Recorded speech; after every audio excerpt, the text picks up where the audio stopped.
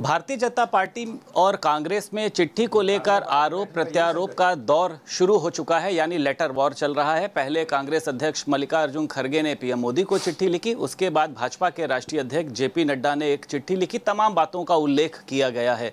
भाजपा के प्रदेश अध्यक्ष भूपेंद्र चौधरी हमारे साथ मौजूद हैं। ये जो चिट्ठियों को लेकर सर एक लेटर वॉर चल रहा है, इसको किस तरीके से आप देखते हैं?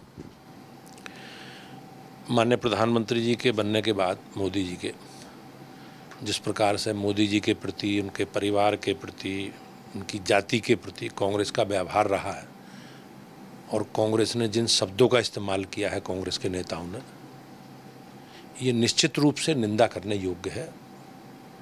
और देश के लिए, समाज के लिए, सभ्य समाज के लिए जितनी भी निंदा की जाए कांग्रेस के इस बयान की, वो कम है। जहाँ तक अब ये आपने कहा कि पत्रों के बारे में, कांग्रेस का व्यवहार हमेशा मर्यादा से परे रहा है और मोदी जी को लेकर उन्होंने जिस प्रकार की बयानबाजी उनकी रही है, ये कहीं ना कहीं सभ्य समाज के लिए बहुत खराब स्थिति है और भारतीय जनता पार्टी, हम सब लोग उसकी निंदा करते हैं। और राहुल गांधी का जो व्यवहार है, जिस प्रकार से वो विदेशों में जाकर भारत की संस्कृति के बारे में, परंपरा के बारे में और हमारे जो संवैधानिक ढांचा है, हमारा धार्मिक ढांचा, उसके बारे में इस प्रकार की टिप्पणी करते हैं, ये कहीं ना कहीं सभ्य समाज के लिए बहुत खतरनाक स्थिति है।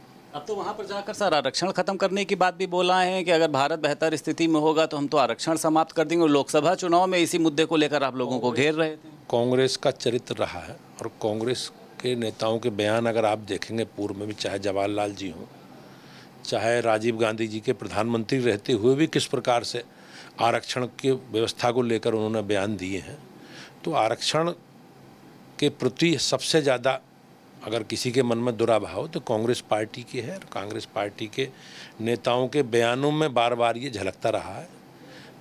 एक आखिरी सवाल sir, one nation one election को लेकर कल जब से केंद्रीय कैबिनेट से मंजूरी मिली, चर्चा शुरू हो गई। आप लोग कह रहे हैं पैसा बचेगा, समय बचेगा, विपक्ष लेकिन इसका बहुत ज़्यादा विरोध कर रहा है, तो इसको कैसे अमली जामा पहनाएंगे सर? देश की मांग है, देश की आवश्यकता है और आप लोग जानते हैं चुनाव, हर साल चुनाव होते हैं, लंबे समय तक आचार संहिता लगती है, विकास कार्य भी बाधित होते हैं और धन की बात आपने कही है, धन का भी व्यय होता है।